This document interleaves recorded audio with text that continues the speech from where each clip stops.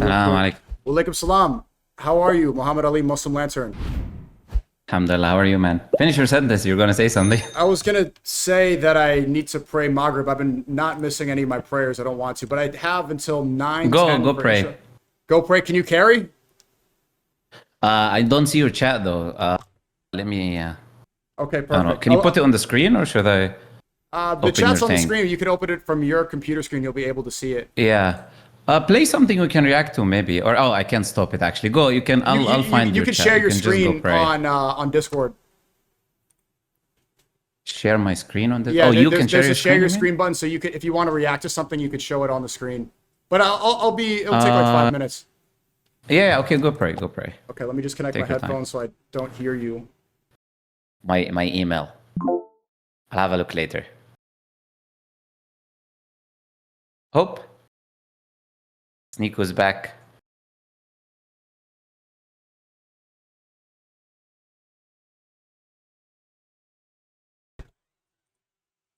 Okay, should be back now. Sorry about that. Assalamu alaikum. Alaikum salam. I can hear you. Okay. Now let me close this one so I don't get distracted. Okay. Yeah. All right. So, it's a pleasure to speak to you once again. I want to make sure my camera's No on worries. good. Yeah, so there's a lot to speak about. I did want to ask you some advice and what you think about some of my recent rhetoric. I do love your videos. I try to watch them every night after I finish reading and, before Tahajjud. I liked a recent video about not debating public enemies of Islam, especially over and over again about the same subjects.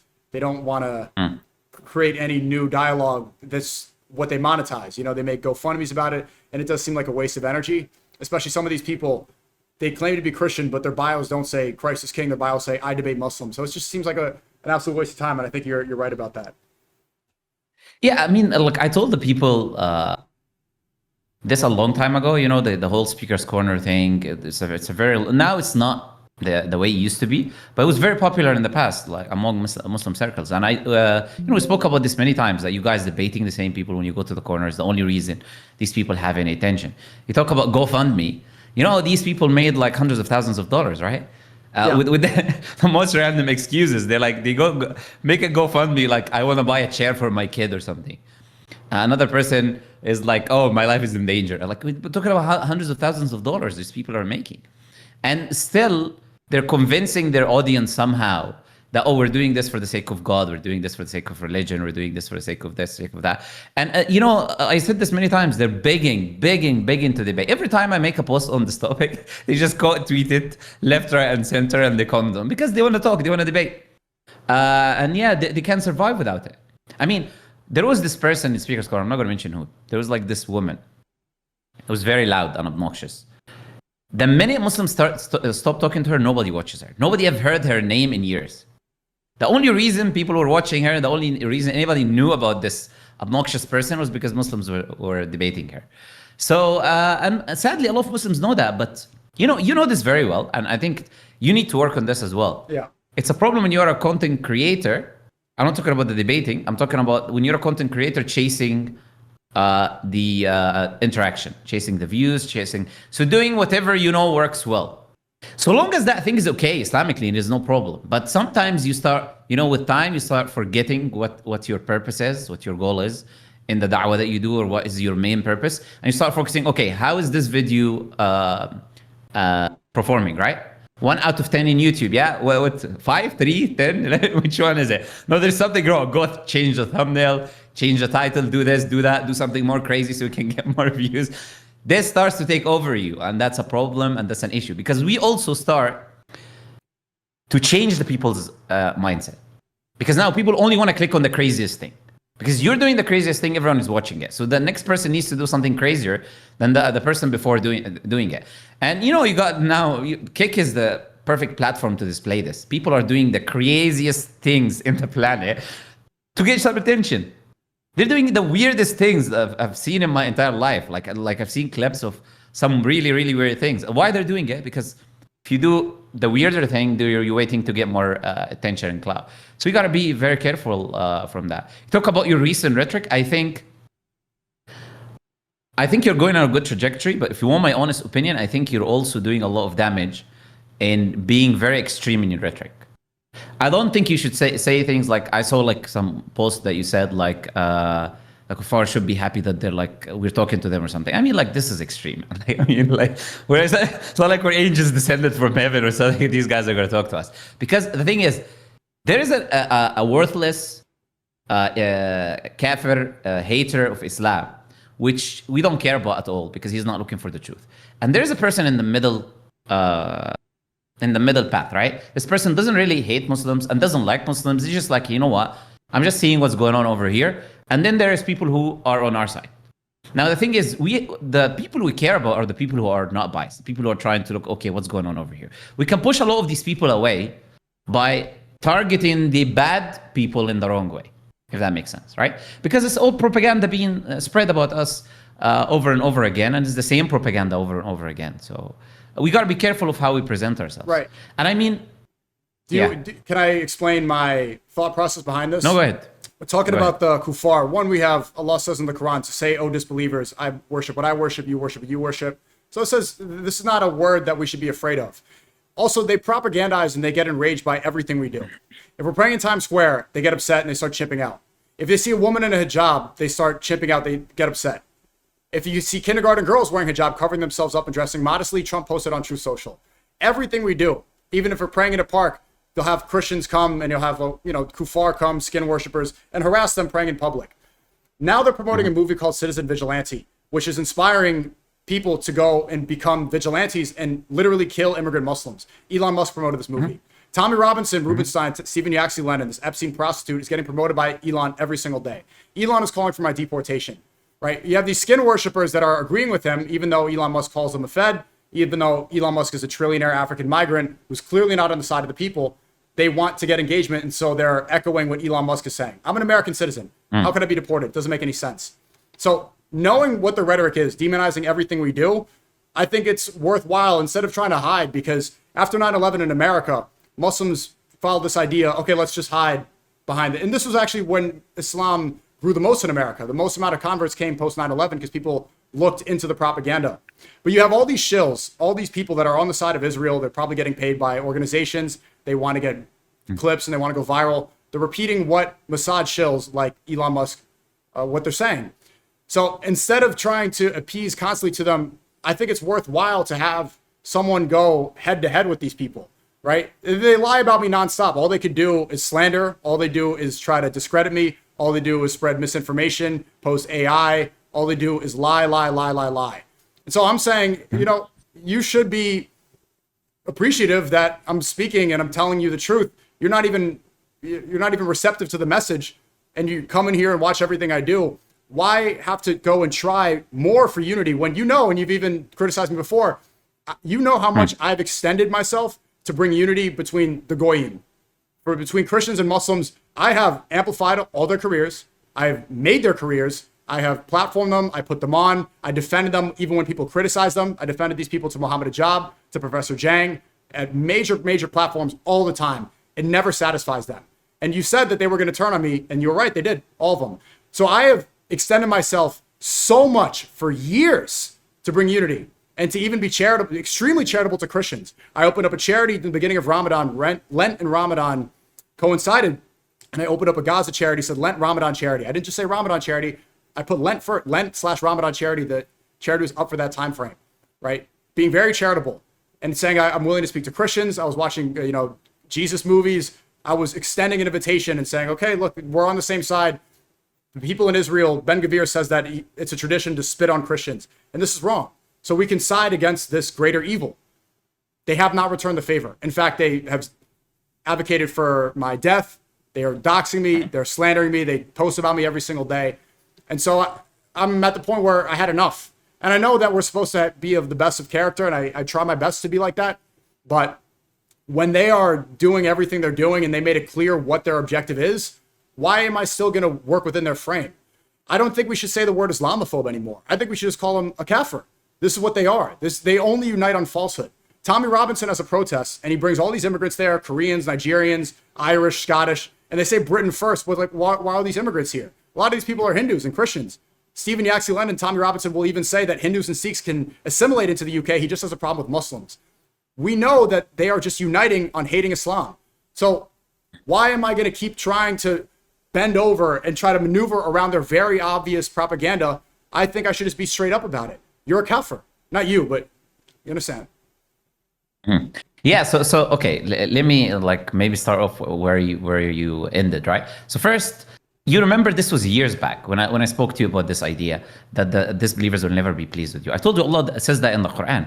وَلَن تَرْضَى عَنْكَ الْيَهُودُ وَلَا النَّصَارَى حَتَّى تَتَّبِعَ مِلَّتَهُم. The Jews and the Christians will never be pleased with you until you follow their religion. Become one of them, yeah. And you remember I told you about FNF.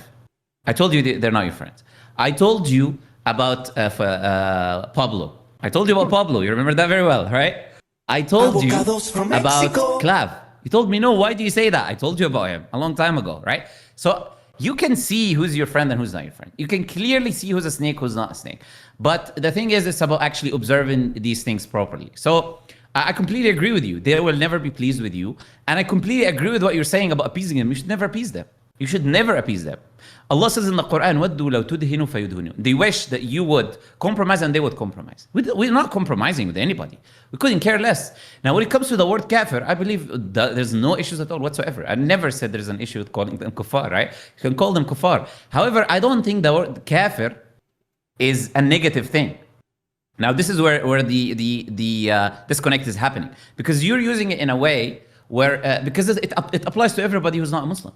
Anybody who's not a Muslim is a kafir. But if it is only used as a negative thing, then people will start to think that necessarily only the bad people are called kafir. Okay, what about the other people who are not Muslim? They are by extension also kuffar. Allah says in the Quran, He's the one who created you. So among you is a disbeliever, a kafir, and a Muslim. These are the only two things. And a mu'min, a believer and a disbeliever. There's only the two types of people that exist in reality. People who believe in Islam and believers and disbelievers. There's no other category. You want to say something? Yeah. Quick point. And I also reiterate all the time because they get really insulted by this word, right? The rhetoric, you've seen it. It's completely racist now. They say I'm brown, then that I'm third worlder, I'm subhuman. They say goyim, you're goy. And it's like, okay, well, you're a kafir. The difference is you will always be an Arab. I will always be Filipino and Haitian. I will always be, part white. I will always be this. You will always be a goy. Kafir is a choice. So I love using this word because they get insulted as if it's a slur that they can't change. The difference is you will always be the race you are. You will always be a Gentile. Kafir, you can change. You are choosing this. That's why I love this word. And that's why when they get offended by it, I'll tell them, you don't have to be one. Yeah, I mean, we will always have a flavor and they will always be without flavor like their food. So, I mean, that's a perfect thing. I love being a person who have a flavor, you know? I would be probably very sad if I was born in Europe. Everybody looks the same. All the countries look the same. All their food have no spices. The same thing. That's why they always go and eat our food. I mean, every time I'm in Europe somewhere and I'm going to a halal restaurant, I find non-Muslims sitting and eating.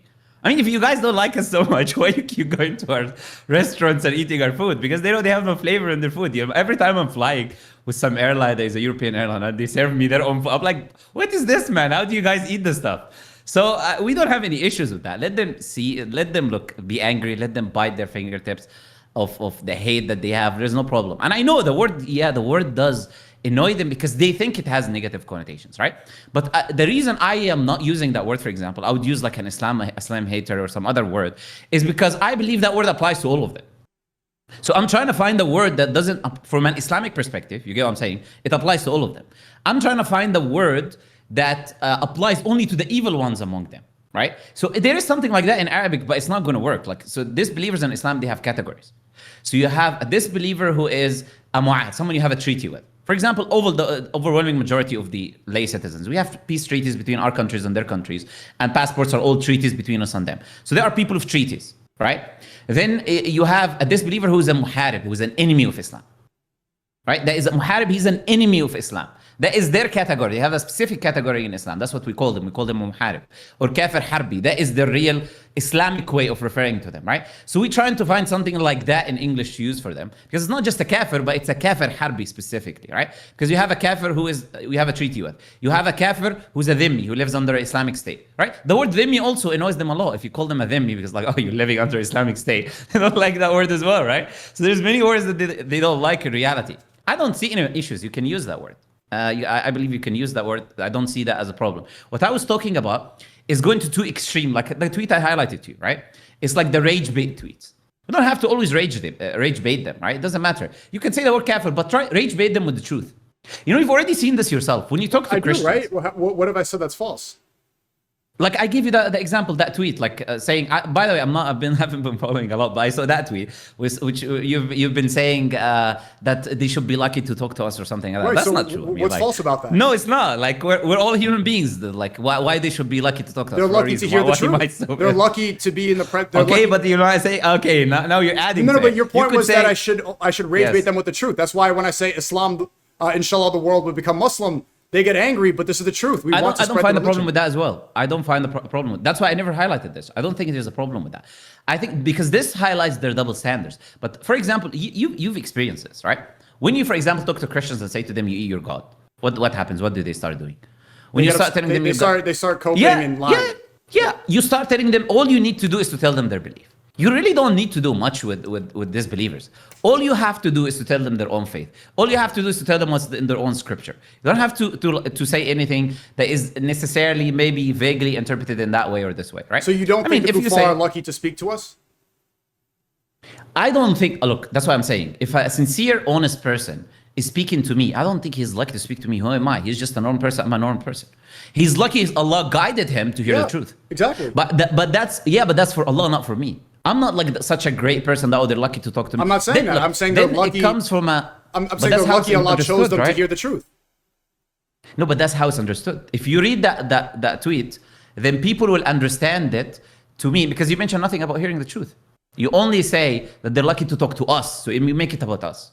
Right? I'm being honest with you. Look, if you want me to lie to you and tell, oh, you're doing good, SNEAKO. I appreciate that's why I'm asking you. I'm looking for genuine feedback. That's why I'm asking you. But I see that as the same thing as saying that you eat God by consuming the Eucharist. It's the same thing. They will interpret it in a way where they get offended, but it's still the truth. They're lucky to hear the message of Islam, just like they are. Okay, if you said that, nobody would be upset. What? Why didn't you word it that way? You see, do you understand? You're lucky to hear the message of Islam. I'll give you a thumbs up for that. Absolutely, I'm lucky to hear the message of Islam too. Everybody is. But so how is that different than saying, "Inshallah, the world's Muslim"? I know that this is gonna make them upset. No, there's no problem. But I didn't talk about that as well, right? But they got way more upset about that. Yeah, the reason they got upset about that, because honestly, that statement have no issues, but how you presented it has an issue. You said "F you." Okay, don't tell me that's good to say. Okay, no, it's not. Come on. It's not. Yeah, all right. Okay. I do need to work on it. Personal. If I start a video by saying "F you," that is like, come on, this is clear rage. I'm not gonna. You're absolutely right. This is a personal thing that I'm working on. It's because Australia banned me from their country. They revoked my visa because I'm too anti-Semitic for criticizing Israel. Egypt beats Australia in the World Cup, so I'm going, no, but. You know, this is me. Yes. I have to remove some of that personal thing. But look, I mean, this is a country it's just banned. I mentioned that to you before, right? I told you about the companions of Prophet ﷺ. They said that if you speak to people with a way that their minds are not going to comprehend, it's going to be a trial for them. It's going to be a test for them. It's going to confuse them. It can lead them to misguidance. It's necessarily what you say. You know, there's the story about a king, right? A king had a dream. The dream is he saw all his teeth fall. And he had two people that came to him to interpret his dream. The first person that came to interpret his dream, he told him, you will see all your family die in front of you. So he ordered that he's executed. The next person that came was smart. He told him, you will outlive all your family. He said the same thing.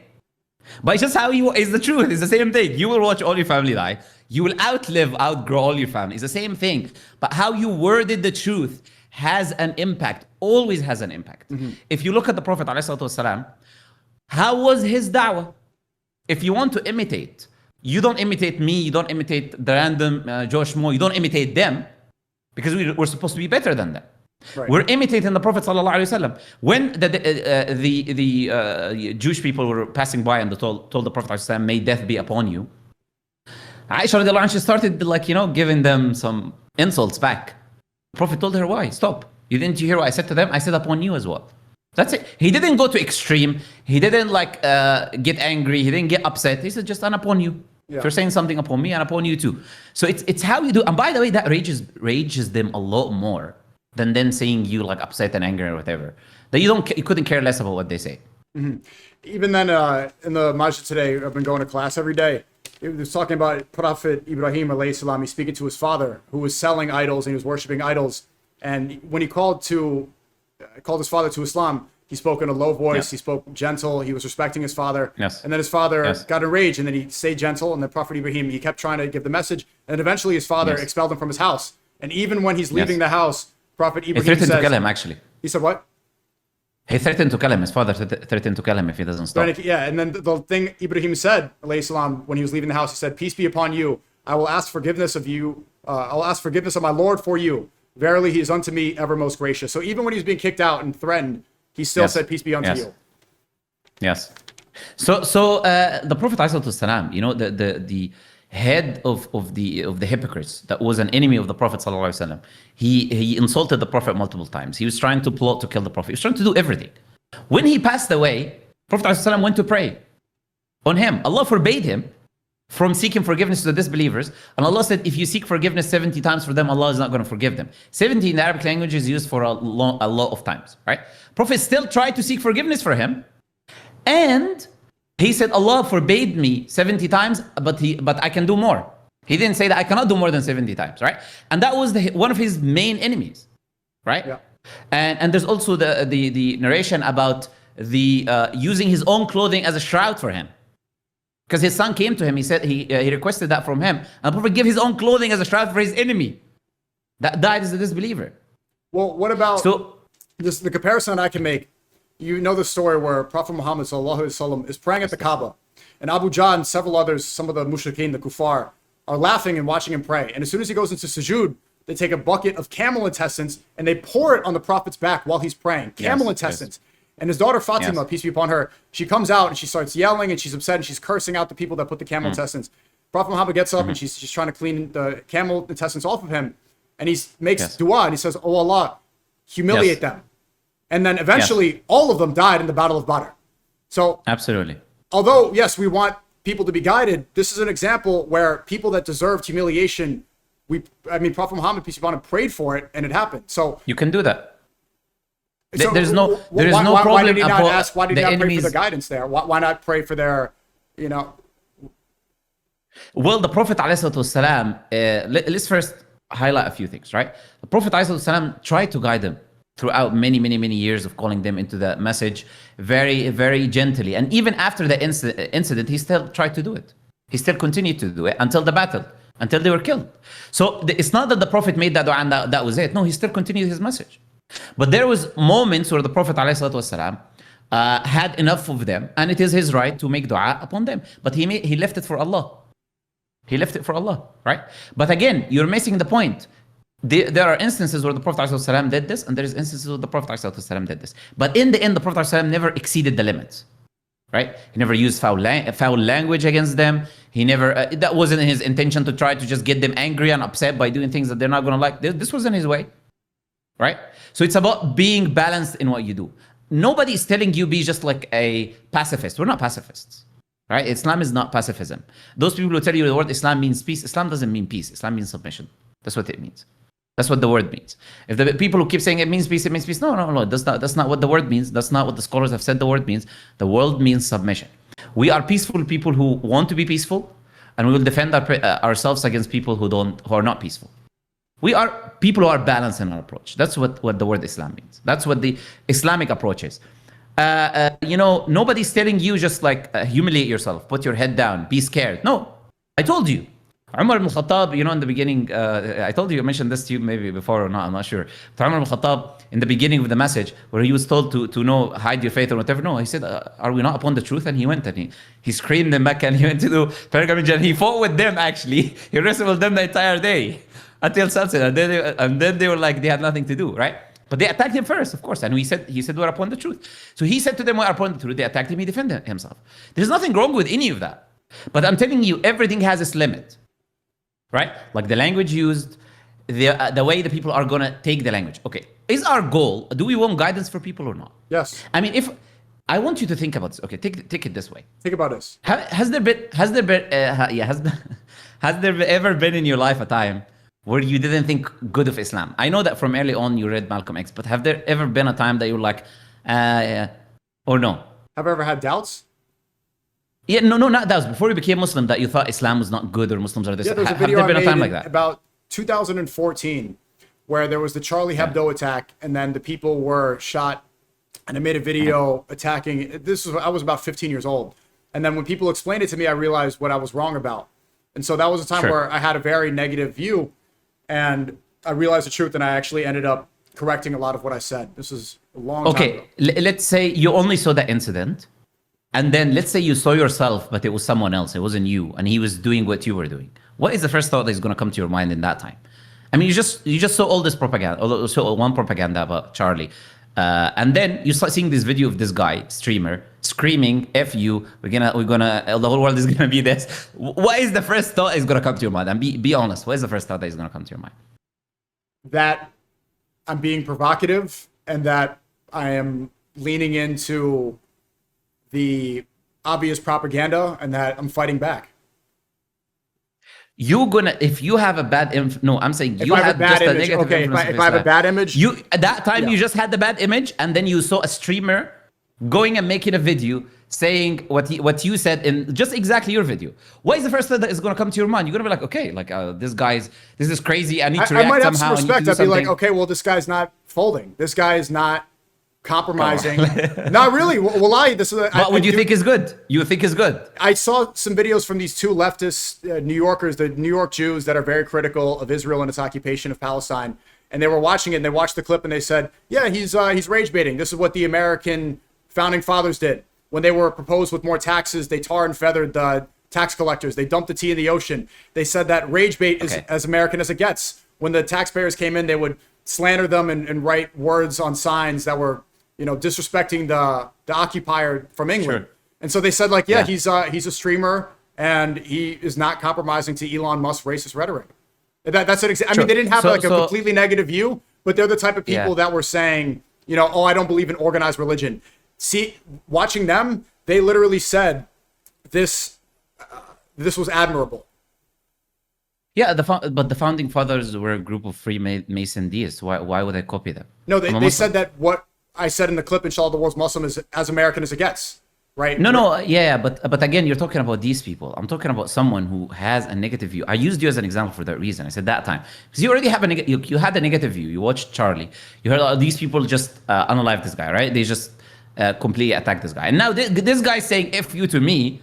And that the whole world is going to be Muslim. I was saying it to Australia. You're not going to be like, oh, I was saying it to Australia, but they didn't understand the context. Bro, look, I know it's out of context. Let me respond. I'm trying to deliver a this did different happen. point. Afterwards, people that have negative views of Islam, Steinberg, and Alex Jones, they came and Mossad sent their two agents. I did a debate with Alex Jones, crushed him. And Steiny, he tried to say I'm a hateful person. I crushed him too. So they have a negative view of Islam, and I use that opportunity to spread a good message and be of good character. I came in with a nice suit. I'm speaking eloquently. I'm presenting my points in a good way. Alex Jones is double my age, and I crushed him. Steiny, he had nothing to say, and I demolished him. And people said, "Oh," even his fans were like, "Wow, SNEAKO's very smart." It made me look like Einstein. It made me look like a genius next to him. So you can use these opportunities to get these conversations and then spread a message of dawah and of real Islam. But if they are clip farming and they're doing all this propaganda, it's like, what's the best way to fight back against it? Okay. How many millions of people saw the clip that didn't see your interaction with Alex Jones and Steiny? How many millions in the future will? Because this clip of yours will be, there are clips they're still using from 20 years ago. This clip of yours will be continuously used in the future. You cannot rage bait your way into delivering the message. That is not the way to do it. Because I told you that will be misused for many people that are not going to see this. Yeah, if every single person who saw the clip saw your interaction with Alex Jones, I'll give you a thumbs up. But that's never going to be the case. What if the intention, like obviously dawah is extremely important. I also want to empower the Muslims because we are oppressed so much and they're trying to inspire people to murder us, right? Pablo's fans shot up the San Diego Masjid and he hasn't condemned the attack allegedly. His name is Chudzone Groyper in the manifesto and he names Pablo in the manifesto. So Muslims are living in fear. They're like, okay, can I practice my religion? Am I going to get shot? Can I go to the Masjid? Am I going to be safe? I'm spreading this message. And I remember I was reading the book about the commanders of war. And at the time, all the warriors are really tired. They're doing all this battle. They're exhausted. They're thirsty. And Prophet Muhammad, sallallahu alaihi wasallam, he says, yes, it is true. I'm the messenger of Allah and I'm the son of Abu Talib. So at a time of calamity, when everybody is tired and upset, he inspires them with confidence. He doesn't back down. He doesn't feed into the fear. He gives them a message of power and of strength. That's what I'm hoping to do. But right now they're ramping it up, and they're going to continue to ramp it up. And I've understood this, and we all know it's going to continue to happen. Instead of being scared and instead of like trying to bend over to it, I want to show them to their face, the enemies of Islam that want to kill us. Say, I'm not scared. Inshallah, the world's Muslim. You're a kafir. But nobody's scared. Yeah, nobody is scared from a guy that looks like a Cybertruck, man. His own Cybertruck. Nobody's scared of that. This guy trips over himself and falls. He doesn't even know how to walk. Bro. Why would I be scared of like an idiot like that? Nobody is scared of them, but you're missing the point. What is the propaganda that's trying to spread? Muslims are evil. Muslims are terrorists, and Muslims are. And what do they want to happen? What do they want to happen? They want to start a race war. They want to start a race war. So what I do when I make a video where I say F you and we're going to do that, what I'm doing is feeding into that propaganda. Like it or not, SNEAKO, that's the reality. I'm feeding into that propaganda to their audiences who are the idiots who don't go research anything. And they're going to think that, okay, yeah, this is true. So now let me go and do something about it. Let me be a vigilante. And yes, of course, we can empower Muslims, but those Muslims as well, if we push them the wrong way, then those Muslims are going to also feed into that same propaganda, and that exact war that is meant to happen is going to happen. It's going to happen. And that is not this is prophesized. But not only no, not necessarily. No. Look, when I said F you, I'm talking to Australia, who banned me for being anti-Semitic.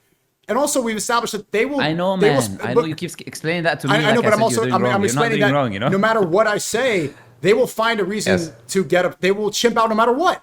If I'm praying in Times Square, they get upset.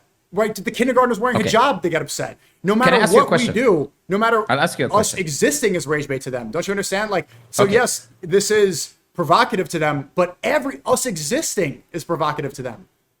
Okay, look, SNEAKO, you how many years have I been doing da'wah? Far longer than me. Okay, I've been doing da'wah for a very long. Do you think people like me? The disbelievers like me? I think they respect you. I don't think they like you.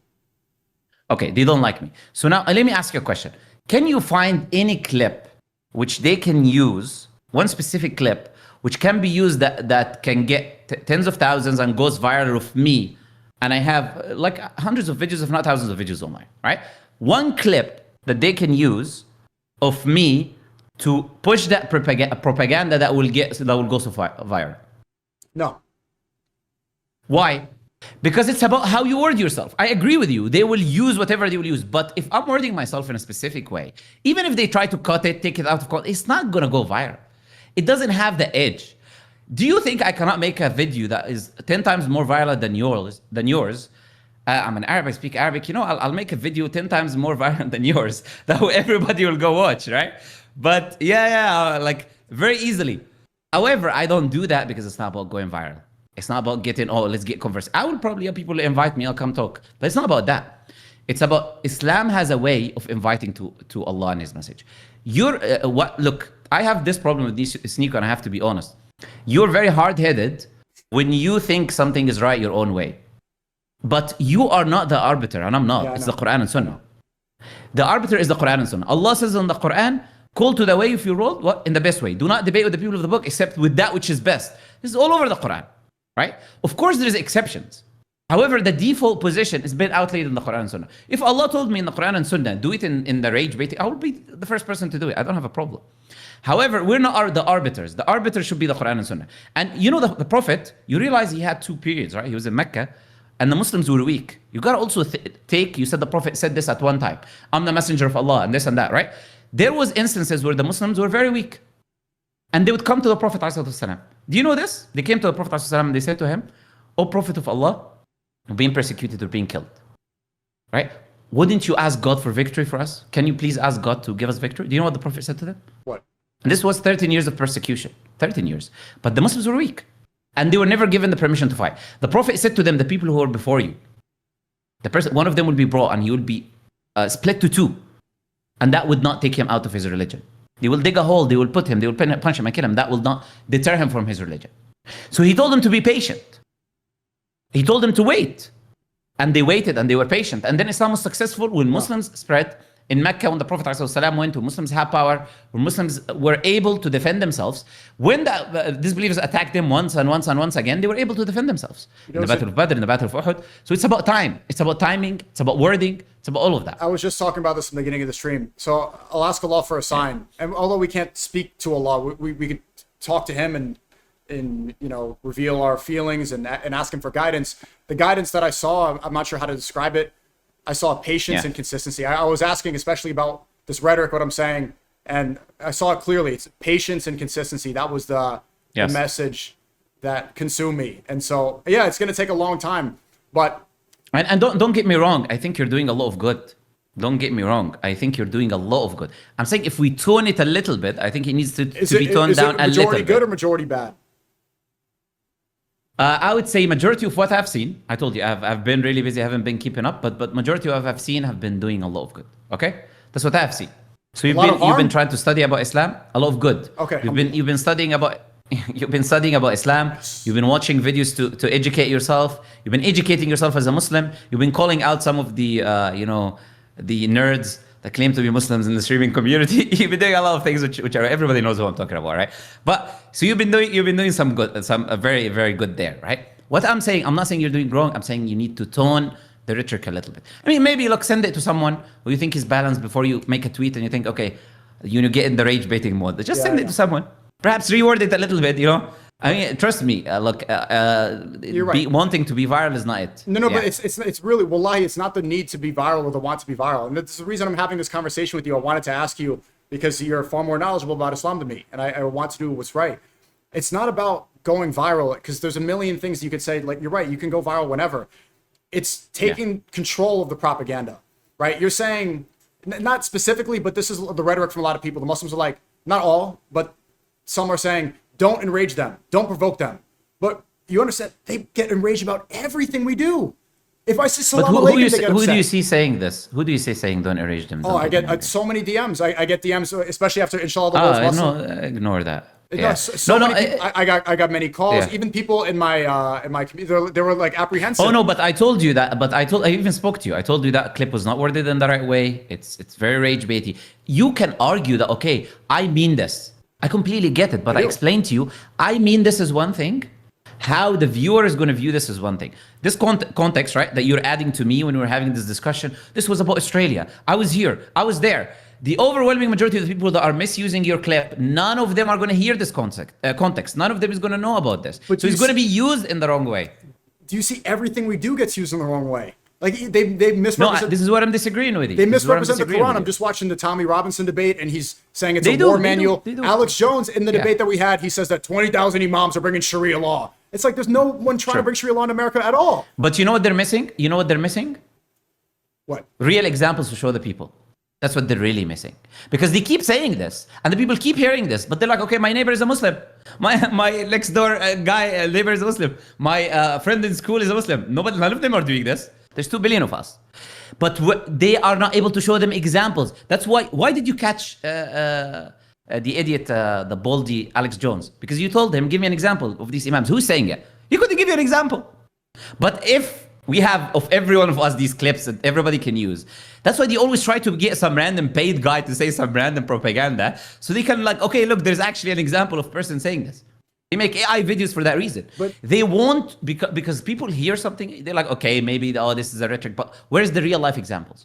Why do they do false flag attacks?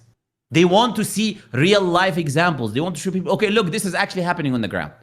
If there is no real life examples, you can do rhetoric day and night, you can misrepresent day and night. It's not going to have a real effect on the people. Sure. It's not going to give you the urgency to actually be like, okay, you know what? Yeah, I want to move and do something about this. It's not going to happen unless you see in your life real life examples. I'm saying we shouldn't be giving them that. But do you also understand my perspective where everything we do understand. Like if I'm wearing a thobe, they get upset. Why are you wearing this desert clothes? If I'm eating dates, why are you eating third world food? Everything is, so instead of playing into that, keep doing that. No, but if we follow that logic and try to never enrage them, we wouldn't exist because they only exist within their falsehood. They hate everything we do. So my thought process is, okay, if they are going to get enraged over everything, instead of trying to never enrage the kuffar, just embrace it. And I think I come from a place where even James Fishback, he's running for governor of Florida. He was calling for my deportation. He calls in and he's like basically backtracking everything. He was just coping. I think that I have a unique ability because I am born in New York City. Deport SNEAKO, well, I'm from here. well, Islam is a brown religion. It's an Arab religion. Well, I'm Asian and Haitian and white and Jewish. Like, I'm none of these things. I go to Indonesia, I'm showing that the biggest Muslim country in the world is Indonesia. So instead of trying to, because if we always try to avoid their hatred, we wouldn't exist. We wouldn't be able to say salam alaikum. We wouldn't be able to practice. We wouldn't be able to pray. Everything we do. That's why I'm saying. I think it's worthwhile. That's why I'm saying. I think it's worthwhile to just embrace and just take the propaganda and be in control of it rather than letting it control you. Yeah, that's why I'm saying. I think you're taking it to the extreme. Once you're saying just bow your head and be a loser, and the other is okay. Let's just so if you enrage, like there's a middle ground. Why not take the middle ground? What you're doing now is what some I'm not going to say it because I want people to clip you out of context here. I give a bad example. I'll be like, oh, look, no. It's like some people, when they debate, they take things to the extreme, right? They're like either this or either that. It's like in Islam, what they do about us when it comes to women. Oh, it's either you're going to lock your woman in the house. She can never have an option of wearing the niqab or her own, or she can be naked on OF. No, there's a middle ground.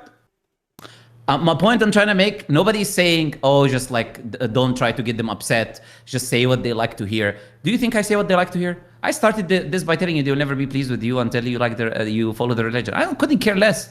I tell them this verse day and night. My channel day and night, I tell them what they don't want to hear. I tell them Jesus is not God. Your religion is false. I tell them that. You remember, we had discussion, we're trying to bring unity. You were telling me, try to, not to say some things, the people get upset. That's what you were telling me. And it doesn't work. It doesn't work. So I know, but I told you that time they will never be pleased with you. But I'm not saying do that. So basically, just tone it down a little bit. A little bit. Look, it's just about your wording, right? Be sure what you try to do. Try not to be something that clearly can be used to push the propaganda for the violence. Because what you're missing, you realize we have sisters, right? We have families, and they get attacked. They are cowards, so they go attack the women. They go attack the hijabi woman. They go attack. That's what they do. They're trying to assassinate me right now. Yeah. So I'm telling you, our rhetoric can be very dangerous on our families, on our people. It's not as simple as, oh, let's be there.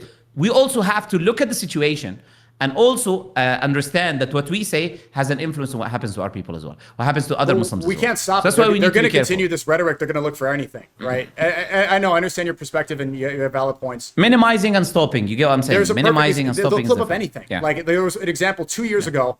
It's on my birthday. Myron brings his dog to my apartment and it takes a big dump on my rug. And I was on Dean then. I was praying 5 times. And I capitulated. Yes. I said, okay, I'll allow the dog in my house. The dog takes a big dump on my rug. And so I go to the camera and I'm clip farming. I'm like, I hate dogs. Have a kid. Why do you have a dog? Like, I'm joking around. They clip that to this day. Whenever they want to slander me, they say, look, Muslims hate dogs. Even though clearly I'm making a joke. Clearly they're leaving out the context. So I'm at the point where years of doing this and of trying to my best, they will do anything to slander and anything to inspire hate. I know what you're saying. It's cool, no problem. But listen, I'm a non-Muslim. Let's say I'm a non-Muslim, and I watch this clip. This Muslim guy hates dogs. It's not going to cause anybody to be attacked. You're missing the point I'm trying to make, the general point, right? Yes, they will do that, but it's not going to serve their propaganda. It doesn't matter. Let them think that Muslims hate. Someone's going to go do research. He's going to ask his Muslim. What he's going to do is going to lead more people to Islam. Why? Because if I'm your Muslim friend, you're going to be like, is it true that you guys hate dogs? I'm going to be like, no, here you go. Here is this example. Allah uses them in the Quran. We can use them for hunting. We can have them for farming. We have them for protection. Allah uses them as an example for the people of the cave, that the dog was their protection. We don't, there's a whole school of thought in Islam that believes that dogs are pure. Actually, there's nothing wrong with them. He's going to realize, you know what? Oh, they've been lying about these people. Like you said yourself, the 9/11 thing, right? People started following Islam because they heard so much crap. And then they went and did research. They went and asked Muslims. They went and read the Quran. Then everybody's like, okay, you know what? This is the opposite of what everybody's telling me it is. So what they don't understand is that Allah Azza wa Jal uses what they say against them.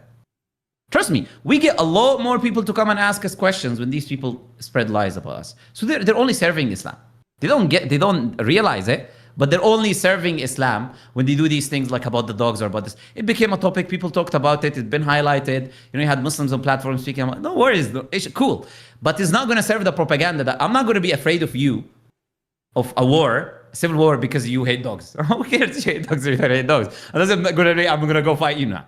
I'm talking about the content that serves their propaganda, which you know. I'm not talking about general. I'm specifically talking about the content that serves their propaganda. You want to like show that you're a Muslim, you're eating food with your hand, or whatever other things that you want to show that they don't like. Keep doing it. If it's your faith, we have nothing to compromise there. Like it or don't like it, we don't care. That's an issue I actually had with the recent debate that happened in Oxford. There was this woman. I mean, I don't know her name. I never seen her. She was trying to do what you said. Even though she and she'd been praised by Muslims, I was like, why Muslim praising her? She talked about, for example, the marriage of the Prophet or some other things, and she misrepresented Islamic positions, things that they would like to hear, that the average person would like to hear. That's what you would say if you want to keep them to like you. You're like, oh no, Imam Malik said that the Prophet actually didn't marry Aisha at this age. That's a lie. He rejected this hadith. What nonsense are you talking about? That doesn't exist in Islam. But they would like to hear that. That would appease them, right? I'm saying no, don't do that. Say the truth. We say the truth, we stick on the truth. You know, in this issue, I spoke to you before because, you know, I had a discussion with someone, you were telling him about the hadith being, I told you, no, say the truth. Whether they like the truth or they don't like the truth, I couldn't care less. But I'm saying stick on the truth. Don't serve the propaganda. I'm not saying put your head down. Muslims need to have honor. Muslims need to have izzah. You know, I had a recent discussion like a few days ago. I was in the da'wah table giving da'wah, and this woman came to me and she just dared to try to insult Muslim women. And then I went and I I told her she wants to go to naked beaches. Like, you consider yourself an animal that wants to go to naked beaches. Don't talk about our women. I told her straightforward. I'll tell her like this. Who cares? We don't care. We're not gonna pretend, but we say things the way they are, the way the truth is, right? I'm saying, it's all about serving the propaganda. That's all I want you to keep in mind. What am I saying now? Is it gonna serve that civil war fighting propaganda? It's not just gonna influence me. It's gonna influence weak women.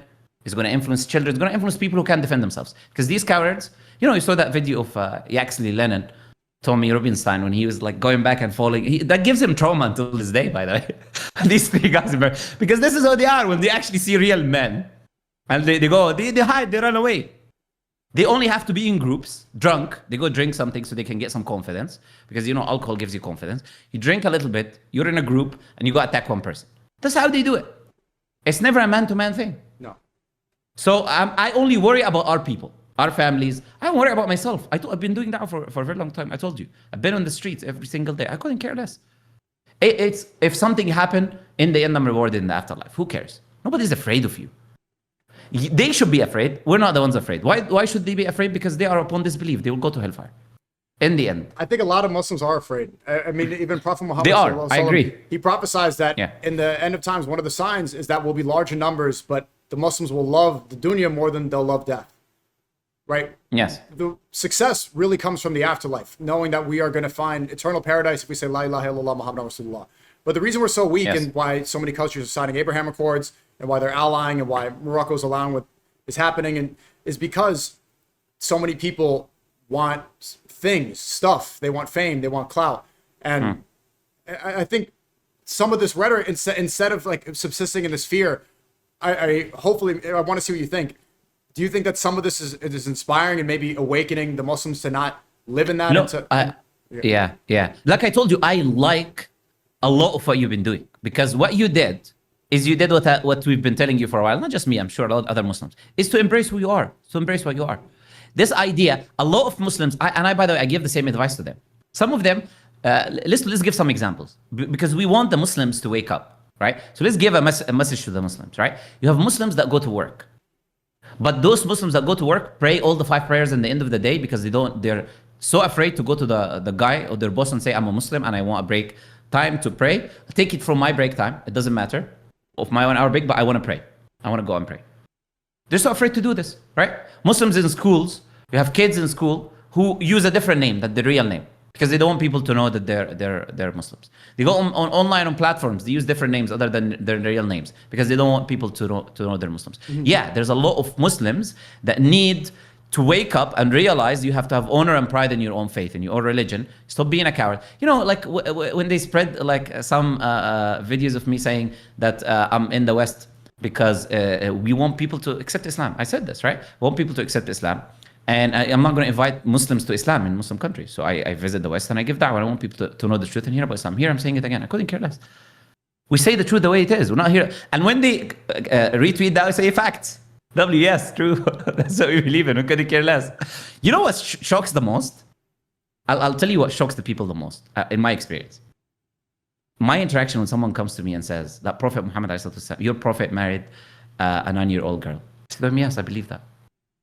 And the expression on their face is $1 million expression. They don't know what to say. So, okay, I believe it. What are you going to do about it? What? What now? What now? Then I proceed to explain. Okay, you have an issue with that?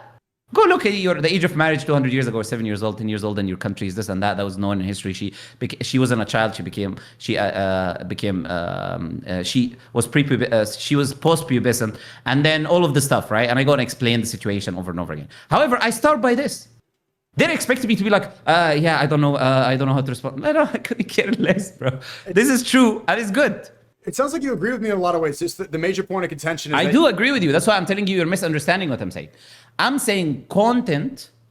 I'm saying rhetoric that can serve the propaganda, or rhetoric that can push away people who are in the middle. I'm not saying bow your head down. That's why I'm telling you you're misunderstanding me. Right. I'm telling you. I'm not telling to the you people in the middle on the fence, but where Yes. I see my role, and maybe. But stick to what you believe. But stick to maybe what I you could be believe rethinking that, Yeah. but I'm seeing so many lies being spread. I'm seeing all these paid shills, and I don't see people going head to head with them the way that I want that to be debunked, right?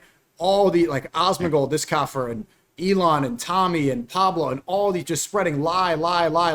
And I want to refute all of them, right? And so I'm not really thinking and maybe I should be more about the middle ground people. I just want to destroy their lies. I want to go head to head with these people that are, even Alex Jones, he said that I'm declaring a holy war. I want a crusade. He's literally saying I'm declaring war on Muslims. And so I'm supposed to just give dawah to him? This is a guy who's declared himself as an enemy of Islam. So I'm supposed to be, okay, I'll pray for you. Or we go back and say, Allahu Akbar, and, we have to show some strength. Doesn't that make sense? Yeah, it does. But remember, not everybody is being paid by Israel as a Tommy Rubinstein or Alex Jones. And the reality is that they're a minority. The overwhelming majority of the people are not watching them, are not following them. This is the reality. They're not. So since the overwhelming majority of the people are just average people who go to work, who have a Muslim friend or whatever, I care about these people more. Because in reality, these people can appease to a small minority of racists, of basement dwellers and whatever, but they're not going to have an influence if I'm speaking to the overwhelming majority of rational people. If I'm discussing information with the overwhelming majority of rational people, I care about these people more. You see, why is Islam the biggest growing religion? Why do people keep becoming Muslim every day? True. Why do people keep coming on live stream? Yeah, because the reality is this rhetoric is serving Islam more than it is serving them. Because all of the lies they spread, it ends up by people going and researching. So it ends up by people going and asking questions. But hopefully I can prevent a terrorist attack like the one that happened in San Diego. Hopefully I can destroy some of the lies where they're intentionally trying to incite a race war, and I can destroy that propaganda before it happens. I agree. That's why I'm saying we be careful what we say doesn't serve that propaganda, because that propaganda leads to the attack. That is the whole point I'm making, right? If I am a crazy person, okay, these two kids, you know what they said in their manifesto, right? Yeah. They're like, oh, the Muslims are going to take over and this and that. We need to stop this right now. So when they see your video saying, oh, we're going to every country, you think that is going to help them more to be like, oh, we're not going to go to the mosque, or let's go to the mosque?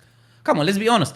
If they see that video, they're not going to be like, oh, let me go check out SNEAKO's video where he actually. But they could say that about anything you said. They could say like, oh, look at what they think about the age of marriage. Look at what they think about. Plus, I think we're looping a little bit. We are, but the same thing. They will say that about anything.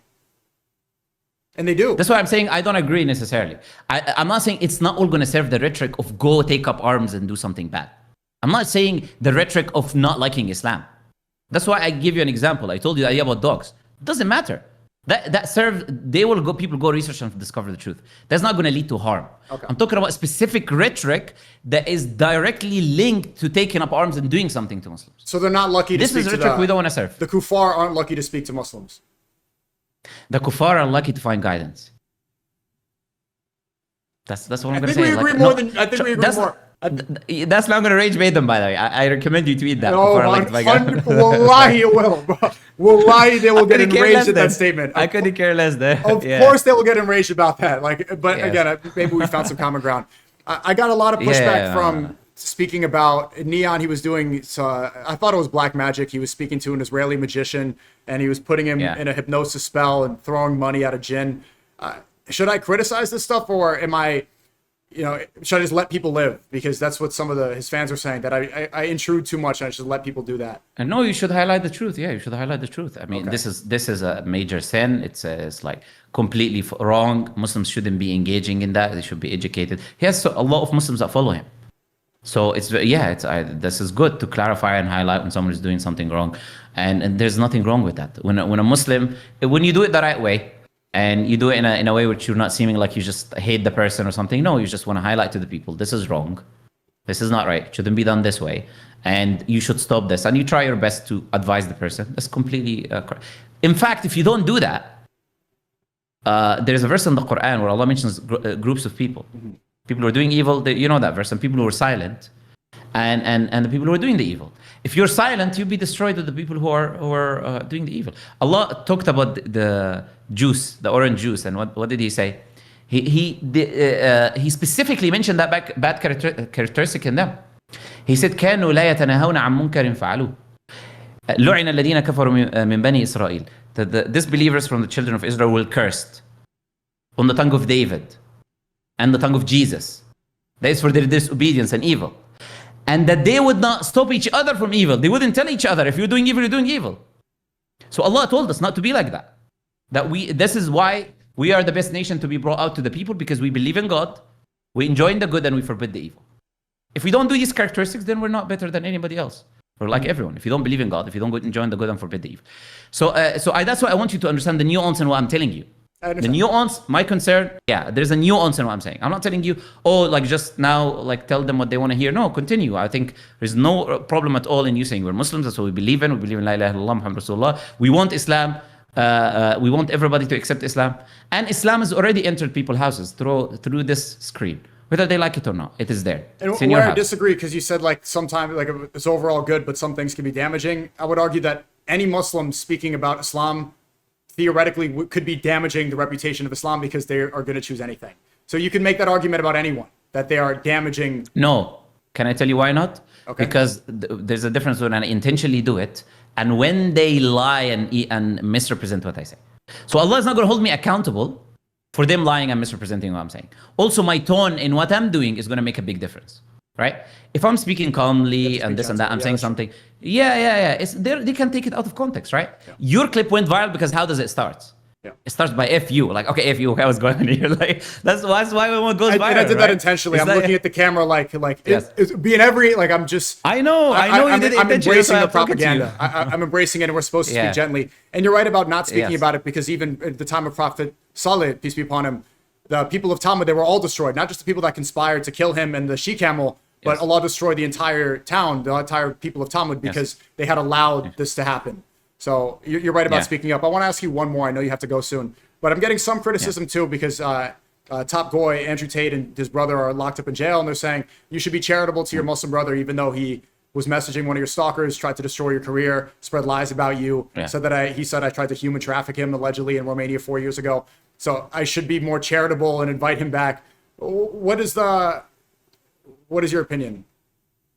Okay, so first I wanna use this opportunity to call out the coward that's called Piers Morgan, that is keeps saying uncensored, but he's the fakest guy out there, and he wouldn't bring a Muslim that actually properly speaks about Islam.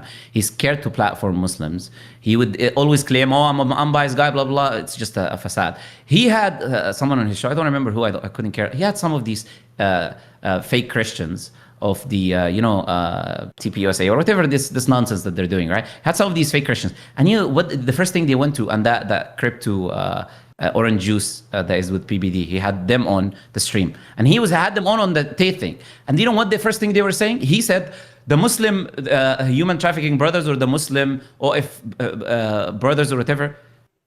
And these people supported him, and they're like, Islam is leading you to do that, and all of this nonsense, right? When the reality is, when first one of the Tate brothers is not even a Muslim. You liars. He's nothing about Islam. The second guy never talk about Islam, except he got one viral clip, and that's it. He doesn't talk about Islam, doesn't promote Islam. He never says, I'm doing this because I'm a Muslim. Then when they did all of that, they were Christians. They were the Christian human trafficking brothers. Great point. So these Christians are trying to call them Muslims. Why don't you go speak about they were on your faith when they did this? They didn't do this when they were Muslims.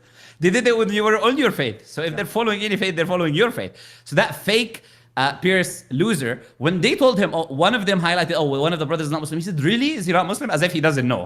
Of course you know. Or you're a loser who didn't do his research, who doesn't know how to do his research, right? Either or. But they were Christians when they were doing it. So why are you not calling them out for being Christians?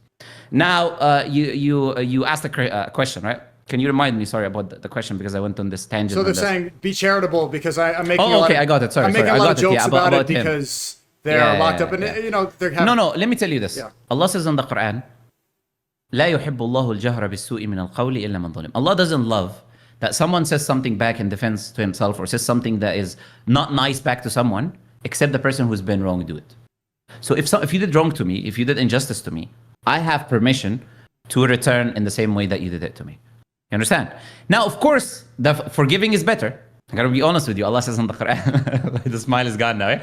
Allah says in the Quran, فَمَنْ عَفَى وَأَصْلَحَ فَأَجْرُهُ إِلَى اللَّهِ. Who forgives and pardons, his reward is with Allah. However, you have your right. So nobody can come to you and tell you you're doing haram, you're doing wrong because you're defending yourself. No, you're allowed to defend yourself. You're allowed to respond in the same way that you've been attacked. In the same way, but do not exceed. You're not allowed to exceed. You're allowed to respond in the same way or in a similar way. And is this verse specified for the kuffar or for the Muslims? Because I'm of the belief that Top Goy is not a Muslim at all. He worshipped Jesus in a church. No, even if a Muslim the Muslim can do injustice to you. So and it makes no difference between kuffar and Muslim in this. It can apply to a Muslim as well. Yes. If just because I'm a Muslim, I don't have a free pass to come and do injustice to you, and then you just remain silent. No. So you are allowed to return the same way to that person. Now, whether he's a Muslim or not, that's something that nobody really knows. Nobody really knows what he has in his heart. Huh? I mean, look, you're not... the best thing to do with the haters is to ignore them. That's something I've realized. The best thing... If I would give you one piece of advice throughout my years, I've had many haters, and I still have many haters. I don't give them the time of the day. I've been criticized by name multitude of different times. I didn't even give them one look. And do you know what happens? Nobody cares about what they say. 2 days later, everybody forgot about them. Done. What really feeds the popularity is me responding, is me giving them attention. They would love to get attention. You know, there's a piece of poetry that I love on this this topic. But yeah, it says like, I'm going to have to translate it. يخاطبني السفيه بكل قبح. That the evil person speaks to me in the worst of ways. فأكره أن أكون له مجيبا. I hate that I respond to him. Why would I respond to him? يزيد سفاهة. He increases in ignorance. And I increase in forbearance and patience. كعود زاده الإحراق طيبة. Like, piece of wood, that the more you burn it, the more good smell will comes up. إذا نطق السفيه فلا تجيبه. If the evil person speaks, do not answer him. It is better that you don't answer them than you are silent. So when Elon Because Musk, the more you're silent... the richest man in the world, who owns Twitter, the website where all the discourse happens, inspiring all these people to repeat the same thing.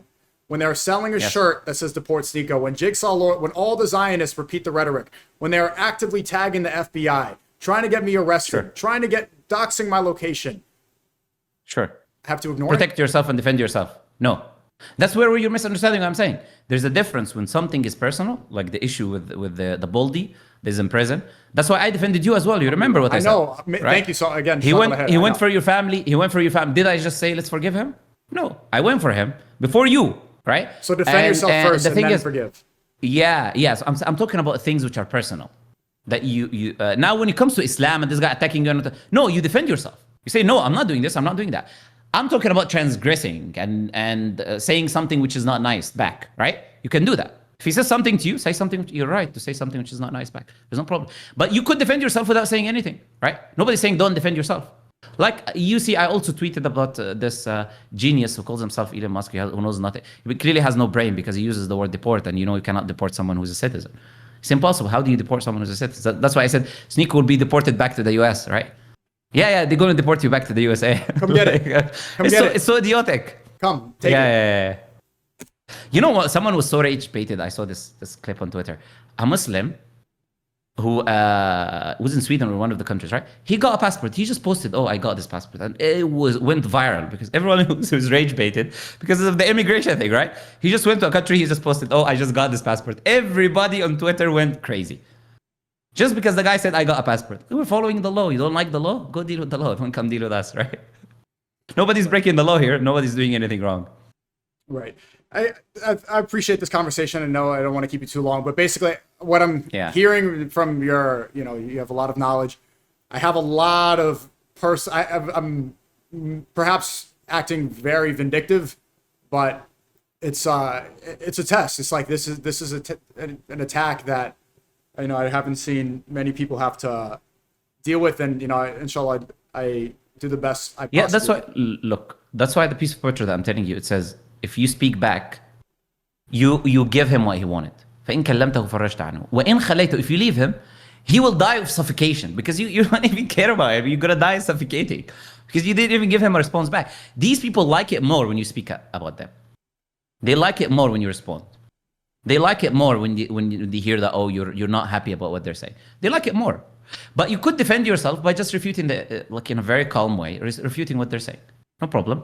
But not sticking on like every stream talking about the same person or the same incident or over and over. You get what I'm saying? Or when something happens to them that you're talking about it. Because then people will be like, okay, this is very vindictive, it's very personal. I'm saying it for your own growth, for your own mental peace, for your own clarity. You realize you're even better when you ignore these people. You realize you're feeling better, your life is better, you're focusing more on productive things, you're focusing on things which are improving you as a person, than wasting time talking about them, which people already know how idiotic they are. Over and over again, they heard it a million times. Nobody cares about them. Right, but it does transcend that. Not to go on this forever, but like people like Elon Musk are literally tied up with the Trump administration. They're there with Benjamin Netanyahu. They are there with Mossad trying to manipulate the algorithm. It's not just like this is a random influencer. These are the most. This is the richest man in the world. Like this is what changes the world. Yeah, no, you could speak. You should speak. Nobody says that you shouldn't speak about this. Absolutely. That's what I'm telling you. It's about understanding what I'm saying. Speak is something. Yeah, it's just about understanding what I'm saying. So absolutely, nobody's saying be quiet. Never be quiet. Never be afraid to speak about your religion, your faith. However, there's always a way to be balanced in everything. Prophet ﷺ, he was always in the middle path. When he's ever given a choice between two things, he chooses the middle path. There's always people who are in extremes, right? And it's very important not to be on these extremes. It's very important to be balanced. It's very important to be in the middle path. Not because people couldn't care less what people like or don't like, because this is what my religion tells me. I'm a Muslim first before anything else. I couldn't care less about the founding fathers or the founding mothers. They were all a bunch of deists, as you say. Who cares less? I couldn't care less about that. I care about my faith. My faith tells me to speak the truth, to speak in the right way, because in the end, I want people to learn about Allah, right? I want people to learn about the truth. I want people to come guided. This is my main goal. My main goal is not to get them angry. They can get angry. Who cares? Get angry. Okay, this is more a personal thing. Oh, look, I'm happy because they're angry. No, I want guidance for them. Okay. I want them to come closer to Islam. That's what I want. If I truly care, this is what I want. But basically, you don't think that I'm damaging the Ummah and that I'm an extremist, because I already know how the kuffar are going to clip this. They're going to say Muslim Lantern says that SNEAKO is damaging and that he's ruining Islam. You think that basically I can just... No, I told you the overwhelming majority of what I've seen you've been... Yeah. The overwhelming majority of what I've seen you've been doing, like I said, it's good. It's inviting people to Islam, getting people curious to ask questions, watching videos of the Prophet ﷺ. If nobody's perfect. I'm not perfect, you're not perfect. Everybody can say something which is not correct, and then we can say, okay, maybe this is not the best, maybe this is not right, maybe this is not good, and everybody learns. However, I'm not here to say that, oh, like boycott SNEAKO or something, or SNEAKO is this, or saying, oh, I'm here to refute him. We're having a discussion, as we have had multiple times. But like you said yourself, they were misused things, right? Yeah, you said that yourself. Look, like, so if you're waiting for them not to misuse, they will misuse what I say. I knew they were going to do it. I knew let me show you something. Yeah. I knew they were going to do it. Wallah, bro, as soon as you said it. You see this clip? Yes. Muslim Lantern says SNEAKO's being too extreme. You're doing a lot of damage and being very extreme. Yeah. I mean. Okay. Let me tell you something. Let me tell you something surprising now. I knew it. Yeah. I'm going to be honest with you. I don't mind this clip. Can I tell you why? Okay. Because if people see you actually, you know what? Yeah, maybe I'm saying things this way. Maybe I'm saying that. The people in the middle, they were like, okay, maybe, the Muslims are not necessarily all thinking for us to do this or thinking for us to do that. Do you know what I'm thinking about, SNEAKO? I'm not thinking about myself. I'm trying to think about how Islam is presented to the people out there. It's not easy to do that. But think of the overall good, not just your personal reputation or whatever. But like you said, they will misuse something. You probably misuse something from me as well that I said. Not just you. They'll probably misuse something from me as well. But think about in the end, does this serve Islam or not? Isn't that what you care about the most? Yes. So ask yourself the question: does this serve Islam in a bad way, really, or just you as a person? This clip? Yeah. Probably. Be honest. I know it's hard, but Islam specifically for the non-Muslim, is this gonna make Islam look bad? I don't think so. That's why I couldn't care less if they take this clip and post it. I know it's hard not to care about yourself as well, and what people think about you and what people say about you, but I'm thinking about the overall bigger picture, which is Islam. And I don't think this is necessarily is never gonna show Islam in a bad way. So they think, that's what I'm telling you, they plan, and Allah plans, and Allah is the best of planners. They think they're doing their own bidding, but they're doing Islam's bidding through doing their own bidding. We show the people as Muslims, we can do wrong, we can also take advice. I'm not perfect. Sometimes I'm very harsh with people. Sometimes I say something which is not correct. And it applies to everyone. Nobody's perfect. And I can get advice from you. I can get advice from everybody. Everybody is like that. And we show people we're Muslims. We accept advice. We listen to advice. Sometimes we're not doing things the perfect way. And there's nothing wrong with that. I think that shows people maturity than, oh, I have to be right all the time. I don't have to be right all the time. I'm wrong many times. I don't have to be right all the time. You know what I mean? So just try to think about it that way. It's hard, but try to think, is this benefiting Islam or not harming Islam? Rather than, is this benefiting me personally or harming me personally? If you try to think of it that way, always. It's hard, but try to do that. You're right. But that's what I do with everything I do. That's the purpose. That is the goal. That is what, that's my main function. I just memorized and may Allah reward you for it. Inshallah. May Allah reward you for I just memorized, do you mind, before you leave, can you critique this pronunciation? I just memorized new surah. So I have Ikhlas, Kafrun, Nas. I have Surah Falak and Fatiha. I just memorized Surah Al-Nazr. Before you say it, I'm going to say to the people, a lot of people don't know this, but me and you've been a lot outside the camera. We traveled together. We stayed together, in hotels and stuff like that. When we were on the plane, you were memorizing Surah Al-Falaq or one of the surahs with me. I was sitting on the plane. He was sitting next to me. No cameras. Nobody knows about this. He was sitting down and he was memorizing. People try to call you fake this, fake that. Well, fake what, man? Like, why would you sit in a plane, on an airplane, rather than doing some random nonsense thing? You're memorizing the Quran. So that's a testimony I can give. When I spend time with you off camera, that's something I can say. That is not applicable to Baldies in prison. But go ahead, say what you wanted to say. Okay, the pronunciation, it goes, Bismillahirrahmanirrahim. إذا جاء نصر الله والفتح ورأيت الناس يدخلون في دين الله أفواجا فسبح بحمد ربك واستغفر إنه كان توابا. MashaAllah. There's only one thing that I mentioned to you before that is sometimes we may forget, which is إذا, that you put your tongue between your teeth. Not إذا. Yeah. That's the only thing. But many Arabs make this mistake, by the way. Let alone some new Muslims. Many Arabs make this mistake as well. Even Arabs, they make this mistake. But yeah, that's the only thing I would say, probably. Other than that, mashallah, it's yes. Okay. And how much can you sing it properly? I want to make it sound, but you're not supposed to beautify too much. What's the fatwa on that? There is rules of recitation. It's called rules of tajweed. So even how much you lengthen a word, right? How much you say for how long. We say harakat 2 or 3 or 4. The Quran is the speech of Allah. No other religion ever on earth has anything close to how intricate and detailed we are of how we recite the Quran. So there's an entire thing called rules of tajweed, right? So there's many things that you need to learn. So this is what you need the teacher of the Quran to teach you the rules of tajweed, because there is a set, detailed way of how to do it. It's not like I do it in my way and he does it in a way. No. There is a specific way to do it. There's very limited room for subjectivity of beautifying the voice, but there is rules of how to say the words, right? But this requires, of course, a teacher, a sheikh. I mean, I sat down and I learned from a sheikh. You cannot learn it on your own. You need a teacher, a sheikh, that tells you, okay, you have to do this, you have to do that. Say this for 2 units, you say this way. So that is something you can do, inshallah. You can take some time, find a teacher. It's very easy to find. Any imam probably in a masjid or anything like that can teach you the tajweed. Inshallah. Thanks so much. I appreciate you coming on as always. Muhammad of course. Love watching your videos. Now. Keep up the good work. No worries, in his YouTube channel, go subscribe up. And thank you for caring when I prayed Maghrib earlier. No, of course. May Allah Azza wa Jalla accept your prayer and may Allah reward you. And hopefully, inshallah, we say hi to all the people hate watching and being rage baited. Read about Islam, inshallah. Yalla, see you guys. Assalamu alaikum, bro.